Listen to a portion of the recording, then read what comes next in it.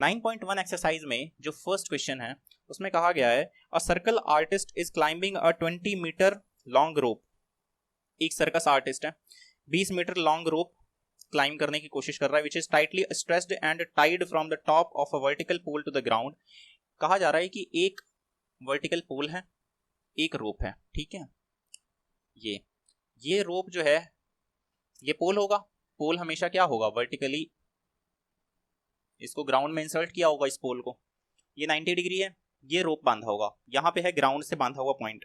तो कहा जा रहा है find the height of the pole if the angle made by the rope with the ground level is 30 degree. ये ground level है, this is ground level. Rope कितना angle बना रहा है, 30 डिग्री। हमें क्या फाइंड आउट करना है, हाइट ऑफ पोल, मतलब कि ए बी। इस ट्रायंगल का नाम ABC रखा तो हमें क्या पता करना है, AB पता करना है। तो हम अज्यूम कर लेंगे, let's take AB as the height of pole. ठीक है, हमने किसे माना, AB को माना। तो मैंने बताया था कि क्या होगा यहाँ पर, इस 30 डिग्री के लिए P कितना है ये, और ये H कितना है। हमें क्या फाइंड आउट करना है, AB, उसे वो P है और दिया क्या है H। ठीक है, वो क्या है, ये 20 मीटर जो दिया है ये क्या है H। तो अब हम फाइंड आउट कर लेंगे, हम लिखेंगे in triangle ABC, AB not AB, या we can say AB upon AC is equal to कितना है, साइन 30। क्यों, क्योंकि यहां पर देखिए ये कितना होगा, P by H is equal to कितना होता है, साइन। ठीक है, साइन थीटा। तो यहाँ पर थीटा कितना है, 30 डिग्री। साइन का साइन सेम, और P कितना है AB, और H कितना है AC। तो इसी चीज को मैंने कहा लिखा है यहां पर, ठीक है, साइन 30 डिग्री। सो AB हमें फाइंड आउट करना है। AC is 20 metres is equal to sine 30 is 1/2। This implies AB is equal to 10 metre. ठीक है, ये हो गया। दिस इंप्लाइज कि हाइट ऑफ पोल कितना है, इज 10 मीटर्स। तो हम क्या लिख देंगे, height of pole is 10 metre. Now let's go to the second question. काफी आसान क्वेश्चंस ही हैं, ठीक है। एक बार अगर हम समझ लें तो बहुत ही इजीली ये सब क्वेश्चंस हम सॉल्व कर सकते हैं। Second question is a tree breaks due to storm and the broken part bends so that the top of the tree touches the ground making an angle 30 degree. एक tree है, मान लीजिए कि ये एक ट्री होगा, ठीक है। कहीं से ये बीच में टूट गया, ब्रेक हो गया। तो मान लीजिए यहां से ब्रेक हुआ, तो ब्रेक होकर किसी एक साइड पे गिर जाएगा, ये गिरा, और ये क्या है, ग्राउंड लेवल। ठीक है, और ये जो पेड़ टूटा और जो ऊपर था, इसको हम क्या दिखा देते हैं, कैसे, डॉटेड लाइन से। ठीक है, क्योंकि पहले इस लाइन की पोजीशन यहां पर थी, so that we can know, और हमें ये बात पता रहे कि ये जो ये जितना लेंथ है उतना ही लेंथ ये भी है। तो कहा जा रहा है कि making an angle 30 degree with it, ground के साथ जो एंगल बना रहा है ट्री का टॉप, वो कितना है, 30 degree. After this with it the distance between the foot of the tree, foot of the tree क्या है, ये distance between the foot of the tree where tree to the point where the top touches, top यहां पे touch कर रहा है, इसका distance कितना है वो बताया गया है। Touches the ground is 8 metre. Find the height of the tree, हमें पूरा हाइट पता करना है।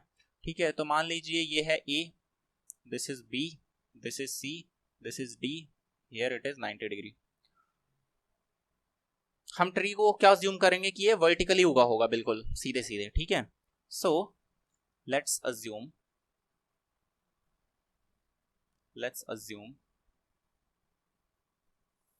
that AC is the height of tree। किसे माना हमने, AC को। अब हम इन ट्रायंगल करते हैं। हमें क्या करना पड़ेगा, ध्यान से देखिए, हमें इसी ट्रायंगल को लेकर पहले ये BC निकालना पड़ेगा, सो दैट ट्री का जो पार्ट नहीं टूटा उसका लेंथ कितना है, तो हमें ये निकालना पड़ेगा। ठीक है, एक केस में, केस 1 में हमें क्या करना पड़ेगा, BC की लेंथ। BC क्या चीज है, इस 30 डिग्री के लिए जो भी एंगल गिवन है उसके लिए हमें ये देखना होता है कि वो P है या B है या H है। तो ये गिवन एंगल है 30 डिग्री, BC क्या है उसके लिए, परपेंडिकुलर है, so this is P and what is C D? C D is base, so this is B. ये क्या चीज हो गया? ये हो गया 10, ठीक है, 10 थीटा। अब यहां पर परपेंडिकुलर कौन है? B C upon base is C D is equal to 10 30 degree. अब इन दोनों में से हमें ये बी सी जो है ये फाइंड आउट करना है और सी डी हमें पता है, तो बी सी हम फाइंड आउट कर लेंगे। सेकंड केस में हमें क्या करना पड़ेगा? ट्री की पूरी हाइट हमें बतानी है।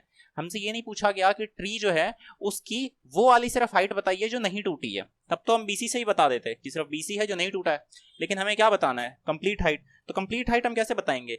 इस ए बी को प्लस करना पड़ेगा बीसी के साथ, तब हम ये पूरा कंप्लीट हाइट बता पाएंगे। तो ए बी जो है वो क्या है? ये जो ए बी है यहां पर, ये ए बी यही तो इक्वल है बी डी के, यही तो ऐसे टूटा है। तो अगर हम बी डी फाइंड आउट कर लें तो इसका मतलब ए बी में मिल जाएगा। तो ये बी डी जो है वो क्या चीज है? हाइपोटेन्यूज है एंगल 30 के लिए। और ये क्या है? This is base. So base हमें पता है, हाइपोटेन्यूज हमें निकालना है, तो बी बाय एच हम यूज कर लेंगे। ये कितना होता है? Cos theta. तो यहां पर बेस कितना है? C D. निकालना है क्या है? B D is equal to cos 30 degree.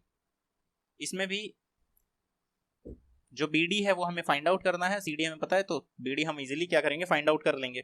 और उसके बाद हम लास्ट में लिख देंगे कि A C is equal to A B plus B C is equal to जितना भी वैल्यूज आई होंगी उसे कैलकुलेट करके हाइट बता देंगे। तो इन ट्रायंगल, कौन सा ट्रायंगल है हमारे पास? B C D. B C D triangle में B C upon C D is equal to कितना है? ये चीजें आप रफ में लिख सकते हो, ठीक है, फेयर में मत लिखना। फेयर में तो हम डायरेक्ट यहाँ पे लिखेंगे, फेयर में मत लिखना, रफ में लिख सकते हैं हम। तो B C upon C D is equal to क्या होता है? 10 30 डिग्री। बी सी कितना है? B C has to be find out and the C D is 8 metre is equal to 10 30। You should remember the values at least of 10 30, 10 45 and 10 60। 10 30 value is 1 by root 3. This implies BC is equal to 8 by root 3 meters. Also here we can see कि हमें BD भी find out करना है, तो BD के लिए ये वाला चीज हमें लगाना पड़ेगा। तो CD upon BD is equal to cos 30 degree, ठीक है। अब यहाँ पे cos 30 डिग्री की वैल्यू अगर आपको याद ना होती तो आप क्या करते? जैसे मैंने बोला कि एटलीस्ट आपको 10 30, 10 45 और 10 60 की वैल्यू याद करनी चाहिए, और आपको उतनी ही याद है मान लीजिए। तो अगर cos 30 की वैल्यू हमें याद नहीं है तो भी हम h निकाल सकते हैं। क्यों? क्योंकि p जो है, ये जो परपेंडिकुलर है मतलब BC, इसकी वैल्यू तो हम फाइंड आउट कर चुके हैं। वो कितना है? 8 by root 3। तो अब आप पाइथागोरस का यूज कर लीजिए और हाइपोटेन्यूज लगा लीजिए। 8 by root 3 का स्क्वायर प्लस 8 का स्क्वायर इज इक्वल टू इस h का स्क्वायर। हम वो वाले से h निकाल लेंगे, लेकिन हम यहाँ पे क्या कर रहे हैं? ट्रिग्नोमेट्रिक रेशियो का यूज करते हुए निकाल रहे हैं। तो CD is equal to, CD is 8 metre upon BD कितना है?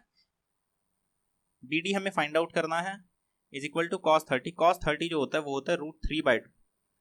दिस इंप्लाइज कि जो BD है उसकी वैल्यू कितनी है? 16 by √3 मीटर।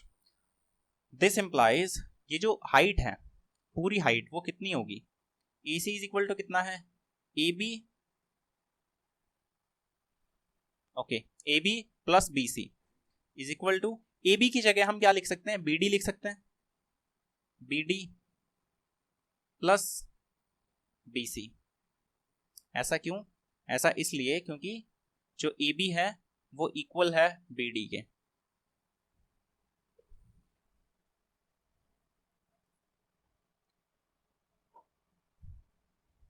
फिर हम क्या करेंगे?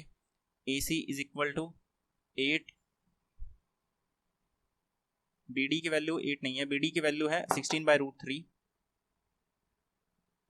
प्लस BC की है 8 by √3 is equal to 24 by √3 is equal to 8 √3। Is it correct? 8 into 3 √3 या 8 √3। इसे आप रैशनलाइज करोगे, ऊपर नीचे दोनों तरफ √3 से मल्टीप्लाई करोगे तो आपको ये आंसर मिल जाएगा 8 √3, ठीक है।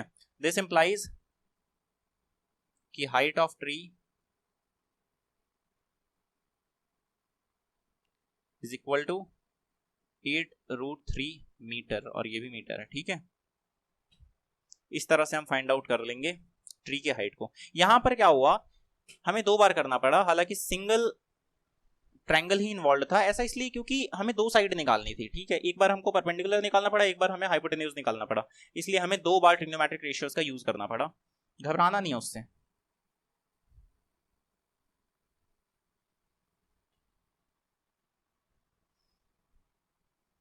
अब हम करेंगे थर्ड क्वेश्चन।